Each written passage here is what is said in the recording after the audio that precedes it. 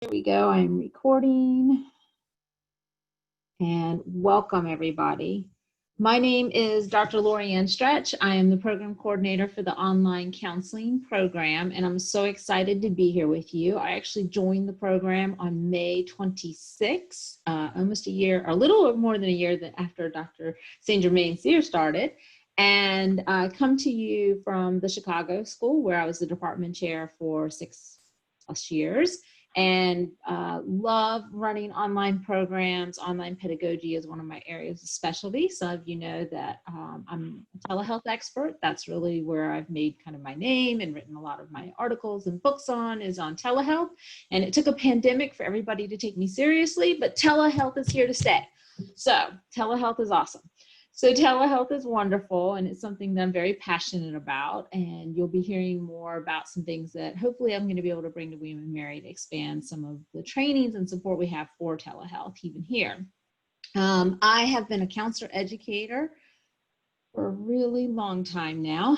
And I started as a counselor in 1992 at a domestic violence shelter. And I have worked in many different settings as a counselor. I'm a licensed clinical mental health counselor supervisor in the state of North Carolina. I'm in the process of getting my license in Virginia, but the pandemic has slowed that process down because I can't get a copy of my file. And I am in the process, hence the empty shelves, of moving to Williamsburg on Friday. So I chose one of the hottest days of 2020 to try to move. So that's part of the process. I am very passionate about what we're doing here. I'm passionate about counseling. I'm passionate about you being the best that you can possibly be. And I'm passionate about student support.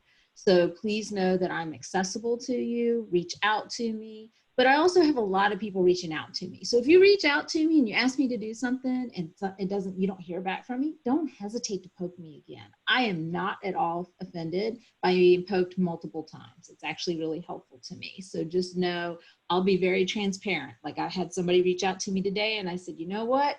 It's not going to happen this week. I'm trying to move to Williamsburg, but if you'll get back to me on Monday, I will help you and take care of you. So just know you can reach out. If I'm not the best person to answer your question, I will help you find the best person who is. And know that I'm still learning William & Mary, although I'm fairly familiar with the Commonwealth system. I will track down the right person. We will figure that out together. So just know I'm here to support you, and no question is silly or stupid. You need to come to us and ask questions, because unfortunately in an on-ground program, I can see when you look confused. I can't always see when you're confused or feeling lost or feeling isolated or disconnected in an online program. I really have to rely on you to tell me what you need, where you are, what's not working well, and also what's working well. And we're going to talk a little bit more about that when we get into our agenda for tonight. For now, I'm going to turn it over to Dr. St. Germain Sears so she can introduce herself and her role in the programs. Most of you probably already know her. She's wonderful. I'm so excited to be working with her. So, thank you. And right back at you. We're so happy to have Dr. Stretch here, and I am especially happy because for the last year I've been doing the online everything, it feels like. I am just so happy to have Dr. Stretch and all of her experience and enthusiasm for online learning and online counseling. It's been wonderful. I've been here for a year, and we're still, as you know, we're still really growing the program. So it's very exciting to be here as part of a growing program. My role here is I'm the clinical coordinator, or the counselor. My title is Counseling Clinical Experience Director, which basically means I'm overseeing all of the practicum and internship, all the field placement stuff that you guys are going to be doing, or some of you might already be doing. Anyway, I've been doing this for quite a while. Like Dr. Stretch, I started in the 90s, I started out working in the LGBT community doing counseling and working at the pretty much the height of the AIDS epidemic. and right in the heart of it, and really loved that work. It got me very much into doing a lot of grief and loss counseling, which I adore. And one of my passion areas, those are two of my passion areas, actually: LGBT counseling, grief and loss counseling. But I'm really thrilled to be here. I was at Argosy University for 8.5 years as their director of training before they shut down, and then got scooped up by William and Mary last May. And totally thrilled to be at William and Mary. It's a university I actually knew a lot about before I got here, and very passionate about social justice, and very excited about what we're going to be doing with our online program moving forward, and how we're integrating social justice into everything that we're doing here. So I'm very excited to see how many of you were able to make it out tonight, and definitely looking forward to meeting you all in person when we can finally have in-person residencies again. But that's just a little bit about me, and I'll hand it back to Dr. Stretch. Okay, great. Thank you. And I was looking, I know a couple of faculty members were going to try to join, but I'm not seeing any of them. So we're going to go ahead through. If there is by chance another faculty member online, please, let me know, send me a chat or something, and I'll make sure you get a chance to introduce yourself. I am going to keep you guys up, but I'm also going to share my screen because I want to share the agenda. We do actually have an agenda. Yeah. All right, so this is our agenda, and if you're like me and very, very close to being older, you need this bigger. So we're going to make it bigger. Okay. So welcome. I also wanted to let you guys know that we have hired 2 new faculty members. So we have Dr. Pamela Harris will be joining us full time, and Jessica Martin, right? Jessica Martin. Wait, so that's not the Kamala Harris that's teaching now? Yes. Yes. No, but that's isn't that they're like a senator that ran for president this year? I'm pretty sure that Pam is not a senator. Okay. That would be really Just cool. wanted to double check, Yeah, you never know. That would be really cool. I'll try to make sure that we can get one of those next time, okay? Okay. So no, but Dr. Pamela Harris is already teaching here. Dr. Harris has been an adjunct with us, and she is going to be joining us with some great experience in school counseling. And Dr. Jessica Martin will be joining us with some amazing social justice background and clinical mental health background. So we're super, super excited to have both of them joining us August 10th. So please look for an opportunity to welcome them. They'll be at our next town hall. Unfortunately, they were both teaching summer classes tonight and couldn't join us, but you will be getting introduction to them both virtually and at our next town hall. And then one of the other big announcements that I wanted to share with all of you is that I really just appreciate the fact that we have asynchronous, which means not live interactions, and that you can do your coursework when you need to do it. But as a few of you on the call already know, I also really like synchronous, which means I love interactions like this. I love when we can share ideas and we can work with each other and see each other and have conversations and just be with each other and have a community. And so one of the things that we're going to really be doing is infusing many more live interactions into the program. So for some of you that started with cohorts 1 and 2, you didn't have as much per se, but hopefully we're going to be moving towards having at least 1 live interaction per class, hopefully more. Like if you have class with me, you're going to have a chance anytime there's a written discussion, there will be a live discussion that you can opt for instead. And that's one of the things I've started to encourage all the faculty to do. So that is something hopefully you'll be seeing more and more of. Doesn't mean you have to take advantage of it. If you need the asynchronous, if you need to be able to do your post at 2 a.m., that's okay. But we also have people all around the world. We have students literally around the world in multiple time zones. And so I'm also going to be planning live interactions that are fair to them and give them an opportunity, whether they're in South Korea, Jordan, Germany, wherever they are, so they'll be able to participate. So if you see something that seems like, well, that's an odd time to have something, maybe I'm trying to make sure that our international students have an opportunity to participate as well. So just know that I like transparency in what I'm doing and why I'm doing it. So that's kind of to let you know what's happening. I'm very excited to share with you that we are building out something called an advising forum. One of the things I quickly realized when I joined William & Mary is that things were scattered and they were all over the place. And it was sometimes really difficult to find information. And so we are centralizing that process. So I've started building the advising forum. Our fingers crossed goal is to have this launched by the time Fall 1 starts. But I did want to give you a little preview of what it's going to look like. It is going to be in Blackboard and not in Canvas. And the reason being because Canvas is run by our partner vendor, Eversprings, and we needed something that was run by William & Mary so we could build it ourselves. So we are going to be doing that in Blackboard. So you'll be getting an invitation for Blackboard. And this is, can you see it or is it still the agenda, Noel? Still the agenda. All right, let me go back and share again. Yep. Let me just share my main screen. There we go. So this is kind of what it's going to look a lot better when I finish. But this is what it's going to be looking like. And what I'm going to ask each one of you to do, and I just want to start acculturating us to this, is I'm going to ask you to check this once a week. And I'm going to ask you to subscribe to the announcements, because if after we launch this, if there's an announcement about anything related to the program, it's going to come from this site. Okay, we're going to make this your one-stop shop. You're going to be able to come here and get everything you need to be successful in the program, hopefully, at least the stuff that's in our control. Right? So you're going to get tons of information, announcements, like some of the things that I'm looking forward to being able to post are conference announcements, opportunities for publishing, opportunities for presenting, leadership opportunities, which Ryan's going to talk about in a little bit, and some other things that we have, Chi Sigma Iota, all of these wonderful things we have going on. You're going to be getting that here. This is going to be your news feed. It's going to be everything you need to know. And under content, we're going to have these folders that are going to have really cool pieces of information.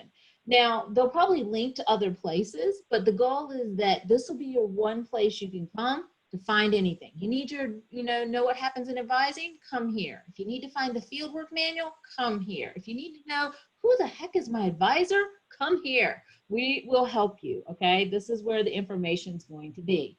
This is just a preview of what we're going to have in here. You're going to have information about the student support counselor, who's David Teagan, most of you know, faculty advisors, course rotations, licensure information, all of that. We'll talk about assessment, which is important when you're a K-12 program, ways to get involved in the community, curriculum, field work, you name it. This will be a place where you can come and get information. That's not all of it, but that's a great start, and things that you'll be able to go. You'll click on the folder, it'll take you to more folders, and you'll choose which one you want and what information you need, and you can make suggestions to add information to it. You can tell me when something's not working, all of that, and we'll take care of it. One of the things that we're also going to do with this is if you're, let's say that Dr. Broussard is your faculty advisor. Dr. Broussard is going to have his own advising group.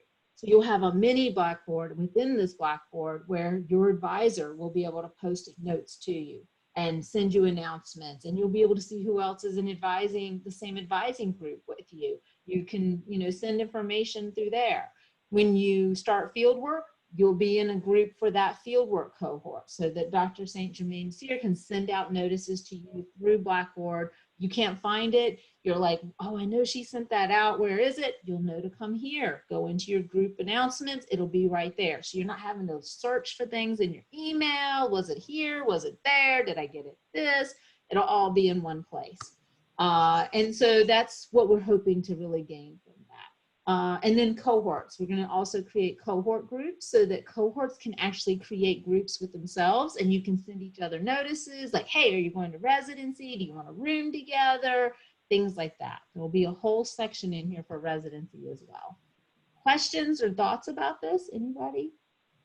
Comments? You can come off mute, say something. I have a quick question. Yes, when did you say we were going to get the invite for this? You said hopefully the week before fall starts. Oh, I see. And it'll just come via email? Yes, it'll come via email. And because it's going to come from Blackboard, what I'm probably going to do is send out a notice to everybody saying it's coming, so that you'll know to look for it in case it goes into your spam folder or something like that. Okay. Other questions or thoughts? Is this a good idea? Is it a horrible idea? I just want to say this is awesome. I'm so jealous of the new people, being that I only have a year left and all this like awesome stuff is getting incorporated. I'm sorry, Ryan. It's all I right. feel your pain. But yeah, no, this is to the new people. Utilize this because this will be your best friend, and save you a lot of time and energy thinking. And yeah, this is a great idea. Thank you, Ryan. All right. Yes, Kaylee and Maria say it's awesome. They're excited for it. You know, just know that we are completely open to feedback. So if there's something missing, something you want more of, please just send us an email or shoot us a note, and we're happy to, you know, think about how we'll include it. We are going to have some students that are going to help us build some of this. So there'll be a student perspective on this, some student eyes as well, which we'll talk about those opportunities in a little bit. So this is a collaborative experience. One of the things that all of you will learn very quickly about me as a director is that I believe in collaboration. I don't do anything in isolation. So, you know, you may have already heard that we have 2 student reps on our residency planning committee for the residency October. So we also have a couple of liaisons who we'll be talking to soon about with CSI. We have another program that's in development in collaboration with our CSI online liaisons. So everything we do is in collaboration. It's going to be student, faculty, and when appropriate staff, so that we can have multiple perspectives and get information out to the people who need it. So please keep that in mind. And if you're interested, let me know, and I will try to find a way to get you involved. A few of you already have, and I really appreciate you reaching out. All right, let's get back to our agenda. All right, so content launch, talked about that. Advising benchmarks. So advising's kind of been hit and miss from what I've been able to put together. You know, some advisors do way more than other advisors. So one of the things we're trying to do is kind of even it out so that every advisor is doing a certain amount, and they can go above that if they want to. But part of this new advising forum is going to be advising benchmarks, where when you meet with your advisor, you're actually going to fill out these checkpoints in the Blackboard course that will tell us, okay, you've gotten this information. You know you have to come to residency twice. You know when to start working on your field work. So you and your advisor will have a little checklist to go through each time you meet to make sure everybody's getting the information they need and know where the resources are that they need. So that's something that's going to be implemented over the next few terms as well. So why don't we go ahead and turn it over to Dr. St. Germain Sears. She'll give us an update on fieldwork. All right. So a couple of things with field work. First, I know everybody's in a different stage in terms of their field work process. Some of you are brand new, haven't started yet. Some of you are maybe going into internship. So what I basically want to say about field work is it's really important to know your basic requirements for the field work early so that you can start planning ahead. So if you're at the point where you haven't started your field work yet and you're looking ahead, keep in mind that your practicum involves 100 hours of actual field work. And it's usually averages about 8 hours a week. And we are, my job is to orient you to that whole process, and I will do a practicum orientation. In fact, I'm in the midst of doing it right now for 2 different cohorts, cohorts 3 and 4, who'll be starting their practicum in January. And, when you do the practicum, you basically are going to be enrolled in a course, and you'll have 2 courses concurrently. So the practicum runs 15 weeks, it's 100 hours, and it covers an entire semester, 2 mini-mesters. So you'll have 1 mini-mester in the beginning of your practicum in the first session, and 1 mini-mester course in the second half of your practicum concurrently. So be prepared for that. It's the first time you'll be doing 2 courses at once, and you'll be doing you'll be doing hours at your clinical site as well.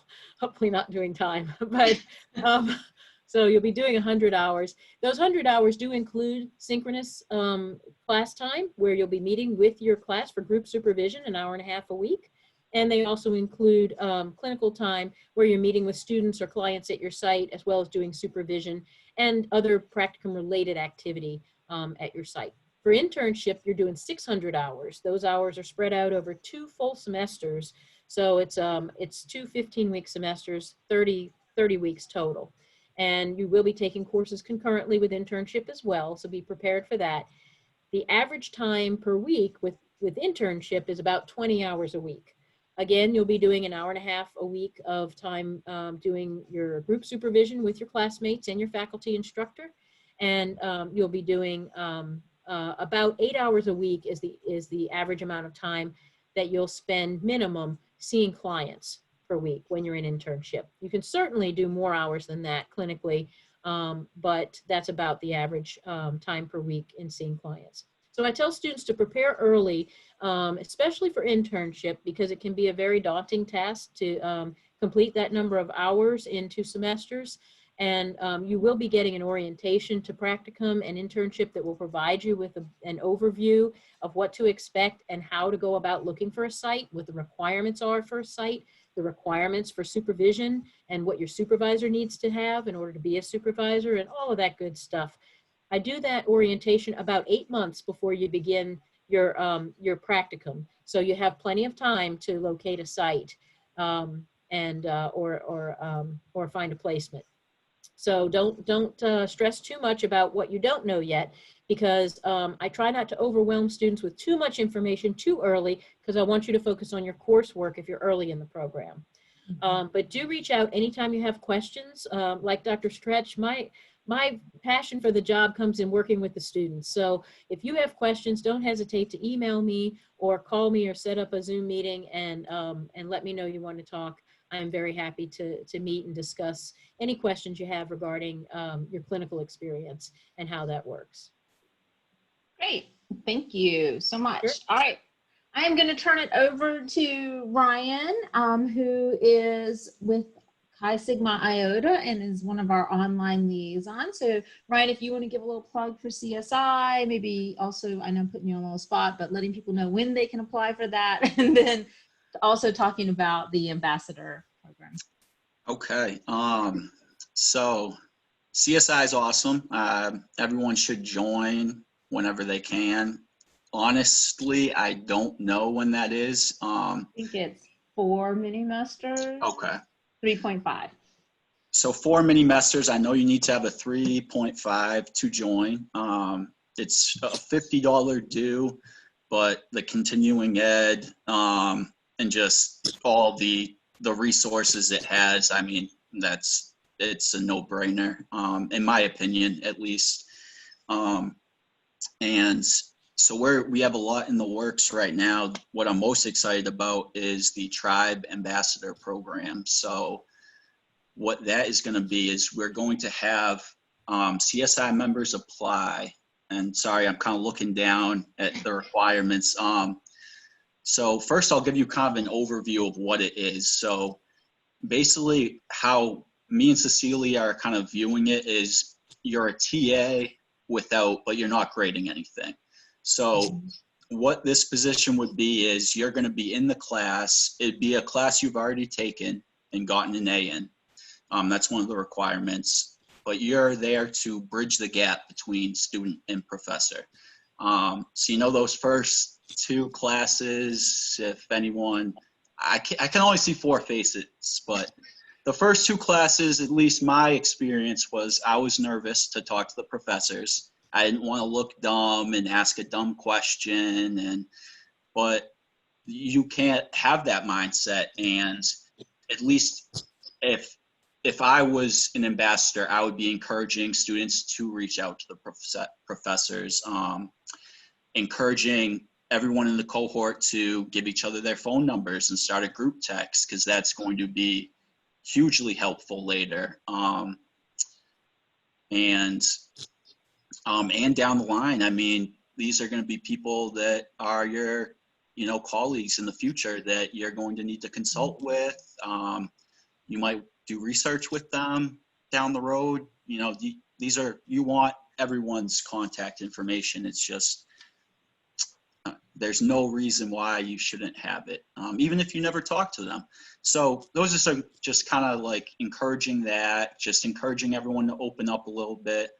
And also providing supports for the course as well, you know, course specific things like and techniques.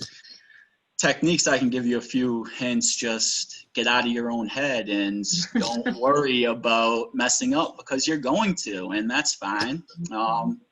And I wish I knew that going into it. And I mean, honestly, just I'm going to go, everyone might approach it a little differently, but I'm going to go off what would have helped me, just knowing how important self-care is early on. I kind of laughed at it early, and I've implemented it lately, and it has helped tremendously, because that jump from taking one class to practicum is big, and it's an adjustment. I just did practicum this spring with my cohort, and so that's going to be a big adjustment for everyone. And so you're going to want to prepare for that. It's doable. It's not, you know, it's not going to be overwhelming if you prepare, but it will be overwhelming if you don't. And so this ambassador is just going to be there to help you through all that kind of. And maybe a question you're not comfortable asking the professor, you ask the ambassador instead, and they might point you in the professor's direction. They might feel comfortable answering it for you. So it's going to be, you know, everyone will bring their own flavor to it, all the ambassadors we have, but I think we're really excited about it. We think it's going to be, you know, a huge help, just having that support system there. Because the professors are kind of scary at first, you know, they're kind of intimidating, even though they're just us, you know, we could be them in 10, 20 years. So, Exactly. Yep. you know, you gotta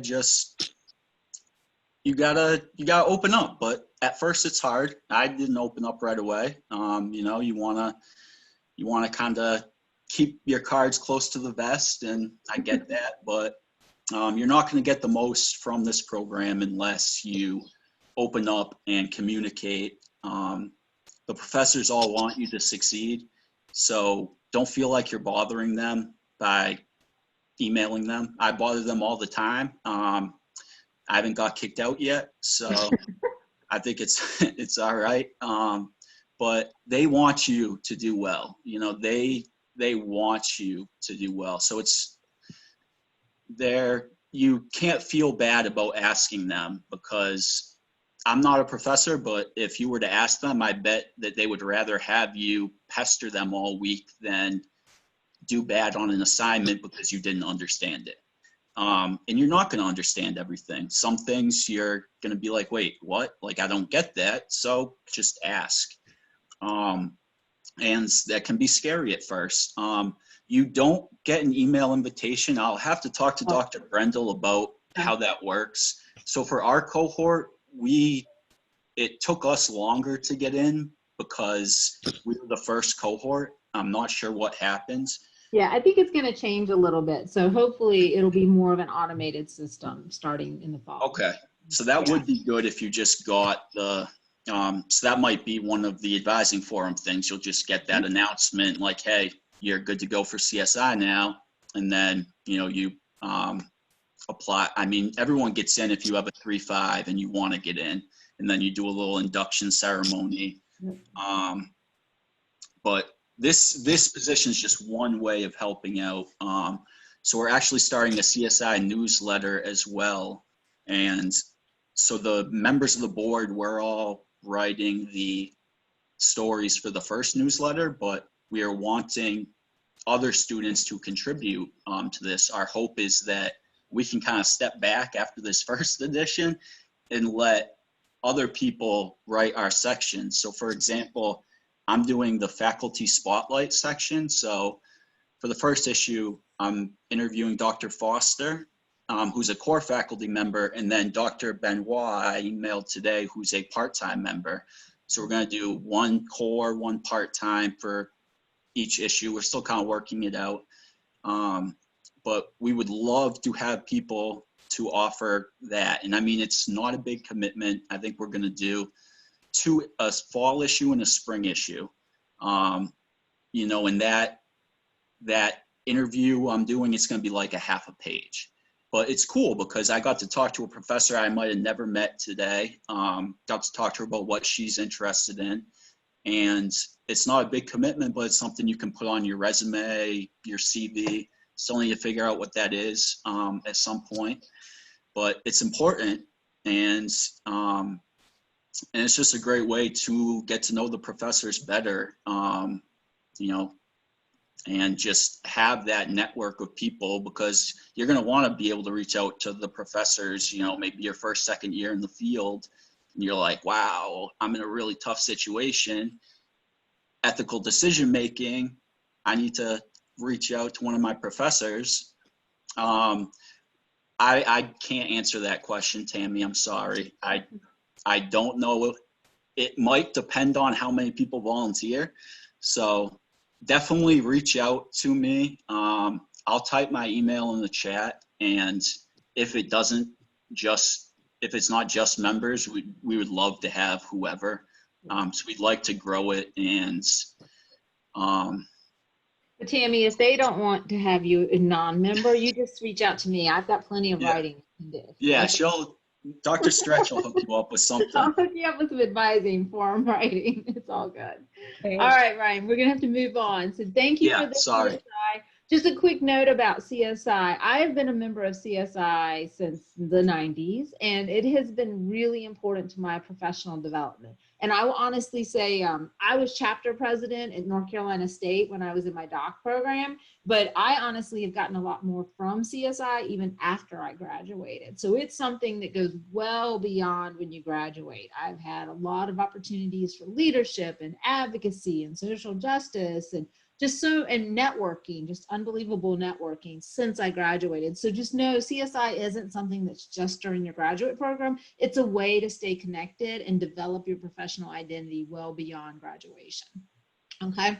All right, great. All right, residency update. Just want to give you a quick update. If you are in cohorts 1, 2, 3, or 4, you are all coming to residency virtually in October. Thanks to the pandemic, we had to move to a virtual environment because we just want to make sure everybody's safe. And that was the only way that we could really do it. But we are going to try to make it as fun and as engaging and try to avoid as much Zoom fatigue as we possibly can. We do have 2 student representatives that are helping with the residency planning, so they may reach out to you and ask questions or try to get feedback. But I think I'm excited, about what we're doing. It is going to be similar to previous residencies in some ways, but very different in other ways. We've really tried to infuse, I would say, more of an integrative approach to learning in this new model for residency, in that you're going to be working with Res 1 and Res 2. So Residency 1 students will be working with Residency 2. There's even a part of the day where you're going to be with different tracks so that school counselors can learn from the CMHC and the military and vice versa, so that everybody is growing and learning from each other and really valuing that perspective that that person brings from their concentration in their particular specialty area. We also are going to be infusing suicide and homicide assessment, training and tools and resources for you in that. So that's going to be a big piece, a lot of multicultural exploration, and of course, social justice throughout. That's going to be a major component, but very hands-on. You'll be doing things in Zoom, in small groups, in large groups. You'll be working with a Residency 2 buddy. If you're in Residency 1, if you're in Residency 2, you're going to be a Residency 2 buddy, and you'll be paired up with some Residency 1. You'll be facilitating some of the group discussions. It's going to be very student-centered with faculty support and mentoring. So it's going to be your process. You get to own it and give feedback on that as we move through it. We are not going to expect you to be in Zoom from Thursday, October 22nd until Sunday at the end, 24/7. We do have limits on that. And there are going to be certain things like some of the faculty recordings, role plays and things that you'll be commenting on. It'll be stuff you'll do offline and then come back online. And we'll give you like a break period and time to do the recording, so you can go, touch base with your children, get a drink, do things like away from Zoom, where you're not looking at the computer, but then also watch the videos and stuff. So we're going to try to make it as engaging and interactive as we possibly can. Anything else I'm missing? No, about residency. No, I was just answering a chat, but I think you've got it. I think that kind of hit everything we've been talking about with setting up the residency thus far. Yeah, and that's cohorts. 1, 2, One. 3, 4. Right, and that's, sorry?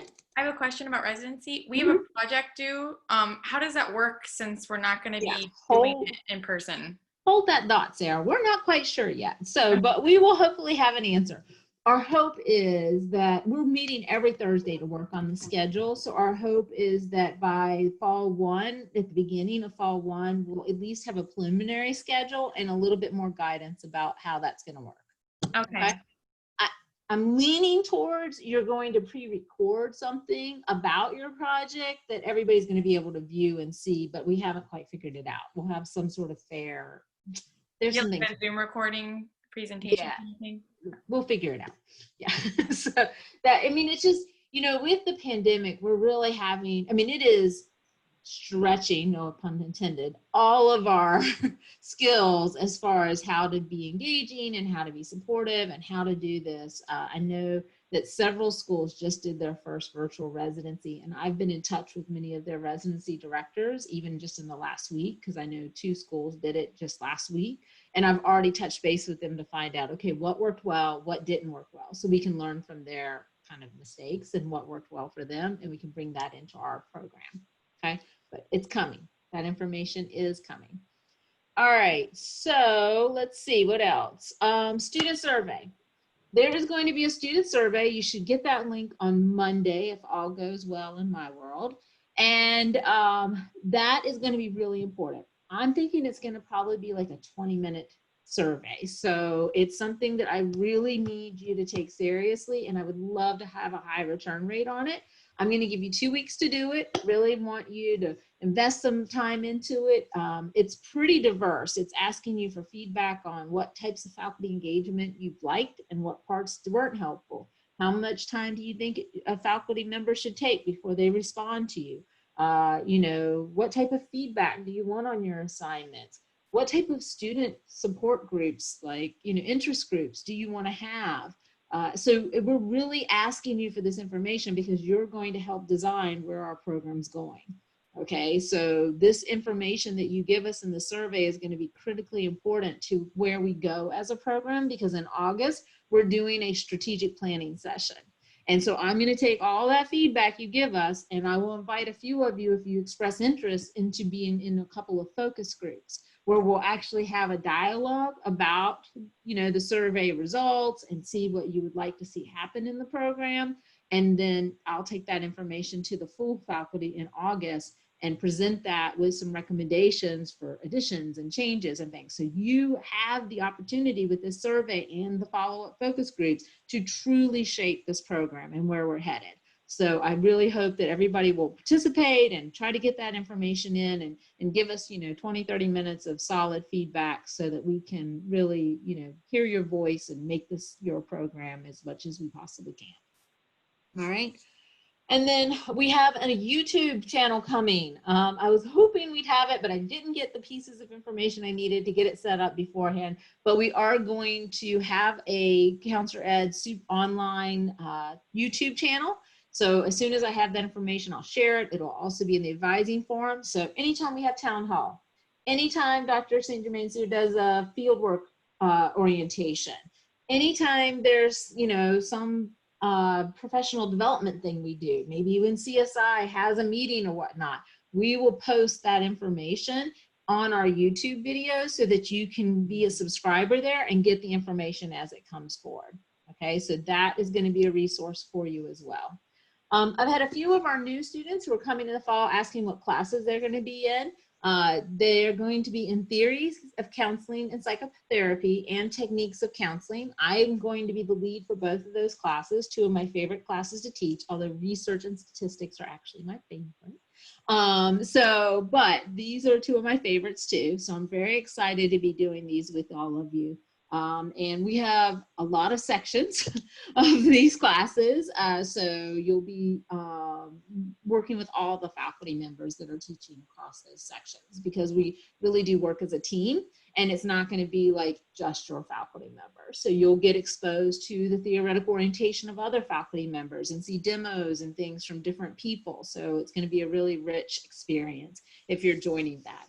And then, like I said, if you're in my class, you'll get a chance to do live discussions if you want. And I know a few of the other faculty are doing that as well.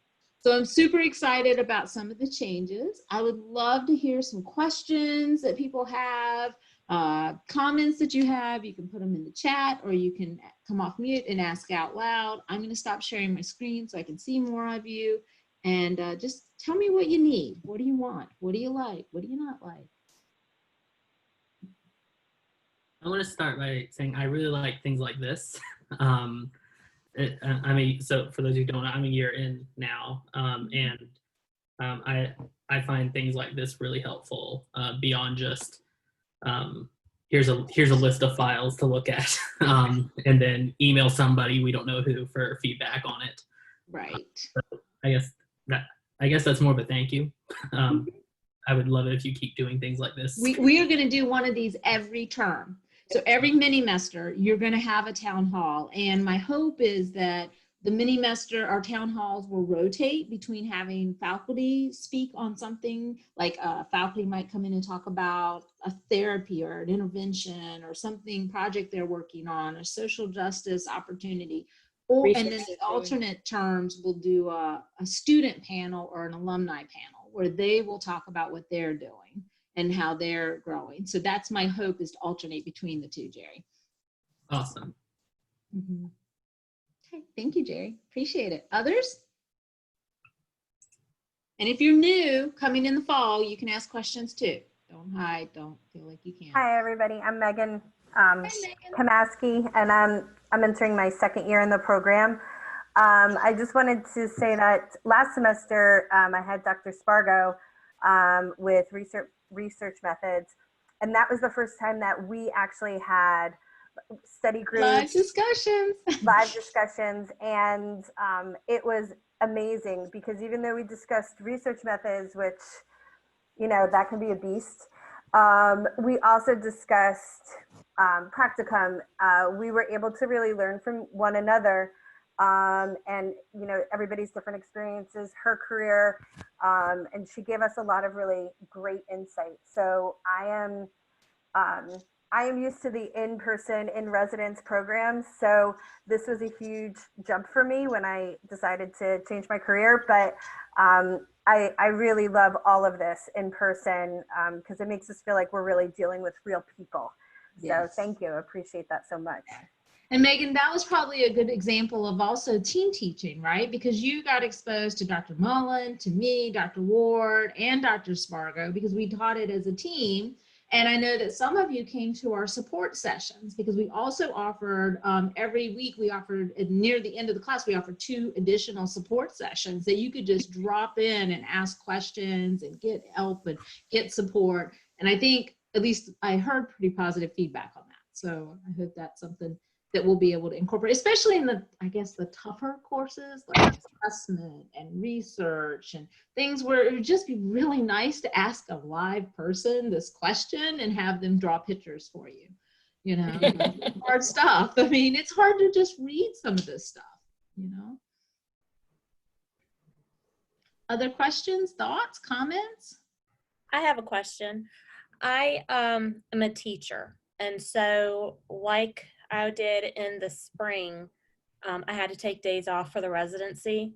With everything, and I know I can talk to you probably separately about this, but with everything kind of up in the air with virtual and everything, if I'm required to be doing virtual learning the same time during the residency, how will that work? I mean, because I don't know how I can take off without getting a sub, or it's cuckoo. Yeah, so, yeah, don't worry. I mean, we know that. The other challenge that we're aware of too is, you know, not just teachers, but I'm a mom. I have an 8th grader. My college, you know, my other one just graduated high school, unfortunately, in 2020. But, you know, I have to support my daughter every day because she's going to be in online learning. So we have talked about there might need to be some changes to the schedule, or breaking it across 2 weekends instead of doing it Thursday to Sunday. So, I mean, one of the things, you just really reinforced that thought for me, Stephanie. So what we may need to do is do a poll with everybody who's coming and get a sense of how people want to do this. So let's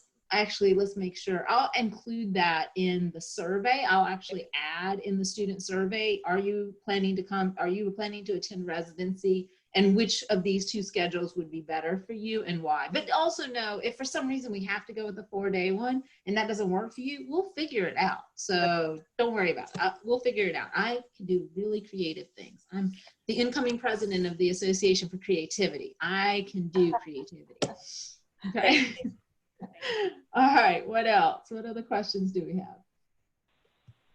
Hello, it's Paul. Hey, Paul. I was just wondering if you know when the textbooks will be listed on the book site. Yes, the textbooks will be going out next week. And good news is I hope we don't ever have to deal with this issue again, because I'm making it an annual textbook list so that once we set that textbook list, you won't have to go searching for them. And they're going to be in the advising forum. There'll be a master book list in the advising forum as well for you. So you'll be able to go there and also in the book list. So I'm just trying to finalize a couple of the books so that we can just make it one full book list. Okay. That sounds awesome. Yeah. The other thing I will tell you though is as we start to, because we're almost finished developing all the courses, as we move to revising some of the courses, and this is, I'm kind of getting on my soapbox right now, so I'm just going to warn you guys about this, is I had to put myself through college. I didn't have anybody to support me through college. I paid for every course, every book. I worked my tail off. I cleaned houses. I worked at the front desk in the residence hall. I was an RA. I did everything I could to put myself through college. And one of the biggest challenges for me was textbooks. And for me, textbooks and the cost of textbooks is a social justice issue.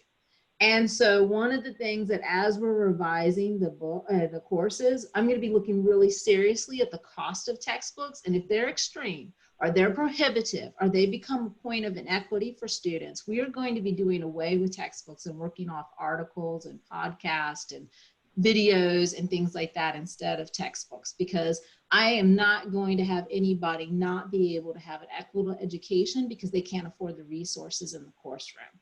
So that's something that's really important to me. So we will be looking very hard at that over the next couple of years. Okay. That's a great idea. I think. I don't know if my mic is on.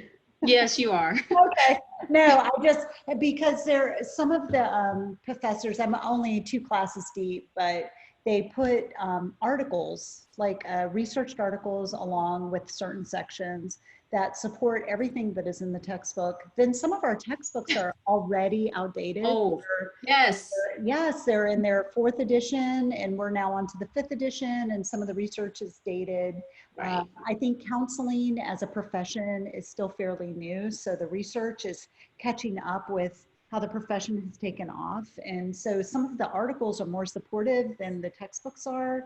Yes. And I got caught in renting my book and then deciding, wow, this is a great textbook. And then deciding to do the buyout at the end and then realized how much I paid for it at the end. And I'm like, oh my gosh, I can't believe I just paid that much for that book, because it was like buying it twice.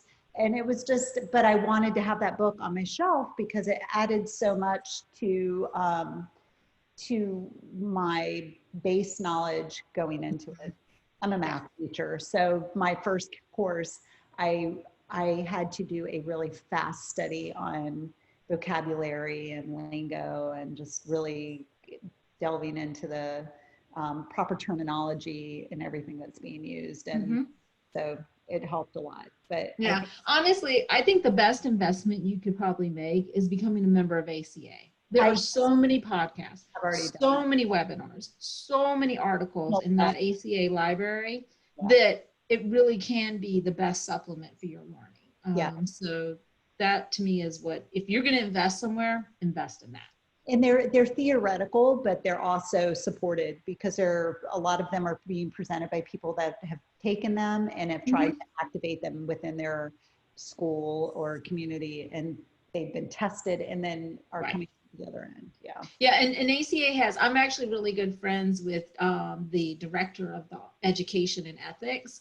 And, you know, he really vets the people who do the presentations, the speakers, he vets their content. You know, I've done a few webinars for them, and, you know, John's always vetting my PowerPoints, and, you know, he gives me suggestions like, oh, did you know this updated? You need to update this in your presentation. So top notch. Yeah. Top notch. That's awesome. Good. Other comments or thoughts? I know we're almost at time, but we certainly have time for another conversation or discussion about something. I talked to Dr. St. Germain Sear a few months ago, but we discussed a little bit about how important it is to get trauma training, because that's sort of like the foundational element of so many things that we see in our future clients or clients. And so what I noticed is, of course, there is a trauma class, but it's only for the veteran sort of track. And so I know we discussed it, and you'll hopefully put it in your survey, but I think that's one thing that's sort of lacking in the program is to come out of this program without trauma training. It seems really like a shortcoming. So kind of thinking about how to integrate that. And I know to a point it's integrated, you know, here and there, but we're really not getting a robust sort of look into it. So if you could maybe think about that issue more and maybe include it in some of our, you know, surveys, student surveys and such. Absolutely. Thank you, Stephanie. So for those of you who don't know, and I know Stephanie knows this from our conversation, but I'm a huge advocate for this, and Dr. Stretch and I have already talked about this, and she and I are same mind. So yes, exactly. And, you know, in the places where, you know, there are 60 credits and there's only so much you can do with 60 credits. And I will tell you, though, in full disclosure, my master's was a 39 credit master's. That's how old it is. 48.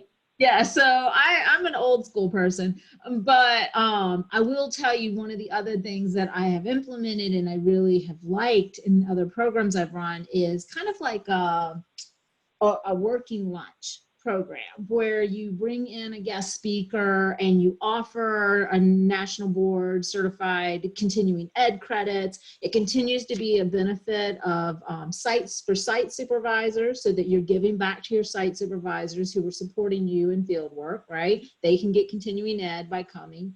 Alumni can come and get continuing ed, and you can build out your scope of practice while you're in the program with things like that. If I can't offer a trauma class, let's do a trauma certificate where every other program, you know, is going to be trauma for the next 6 months, and you're going to be able to get a trauma certificate at the end of those programs saying that you have this many hours of trauma training that you've attended and done. Yeah, getting creative, as you said. Getting creative, yes. Somehow, just weave it in. Yes. Exactly. Yeah. All right. Anything else? We've got time for one more question or comment. Happy to have them. There's anything we can do to support you. Okay. I'm going to add a question about, I think we already actually have it, professional development questions. So that will build out the things for the webinars. And then just know that we're here. We want to support you. We want to help you. We really value your input. So if there's something that you're like, oh, this should work better. I've even had 2 students who reached out with concerns about a faculty member. They honestly didn't feel like they were getting feedback that they deserve. I want to hear about that too, because then I can do training and remediation. I want to know. So I love to hear the good stuff too. Every now and then give me a bone, give me some good stuff. But you know, I want to hear what I can do to make this better for you. And it's a very genuine and sincere offer. So thank you all for being here. We will post the recording in our YouTube when we have it, and I'll share that information. Look for your survey. Should be in your mailbox sometime on Monday. All right. Have a great night. I'll be here if anybody has any last questions. Okay. Thank you.